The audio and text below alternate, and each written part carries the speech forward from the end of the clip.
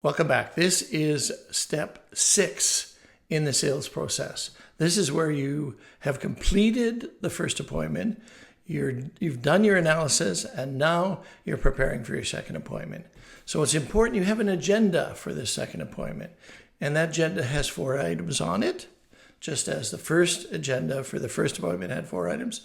In this agenda, the 4 items are: review the analysis, offer a solution, next steps, and how we can work together.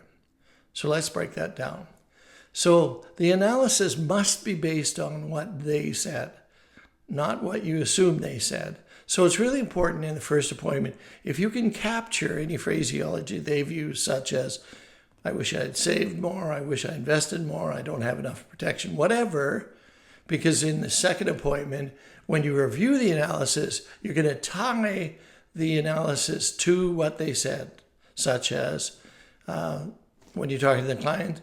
If you remember in our last meeting where we did an analysis and we looked very closely at your current situation, you made some comments that I'm going to address today, comments around your ability to save, to invest, to protect, whatever it is. Okay?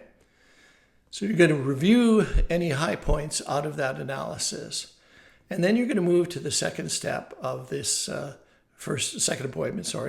You're going to offer a solution. You're going to say, based on what you said, based on what I understand of your situation, based on what I understand of your hopes and dreams and goals, here's what I think you should be doing. Okay? Now, we have to deal with a couple of elephants in the room, big problems.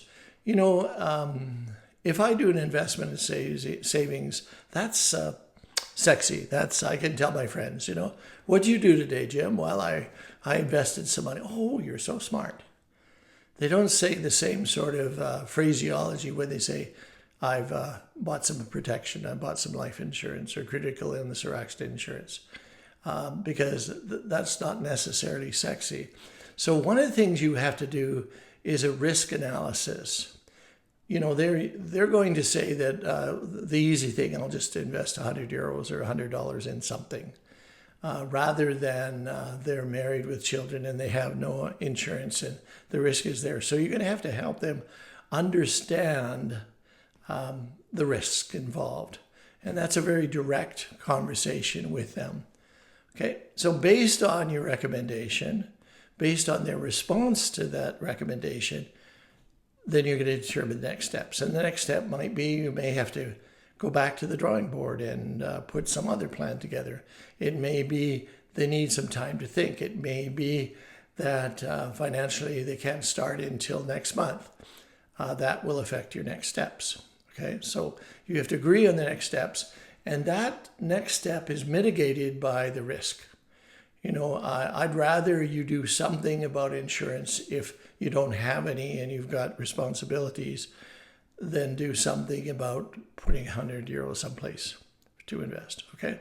So, I have very strong opinions about protecting because I've been on the other end of it where I've had to deliver checks or to tell people they have no insurance, that the individual that was responsible for taking care of the family didn't do anything. So I know what that's all about. After you've agreed on the next steps, which may mean filling out the paperwork, then you're going to ask for referrals. Okay, that's where you're going to go back to how we can work together.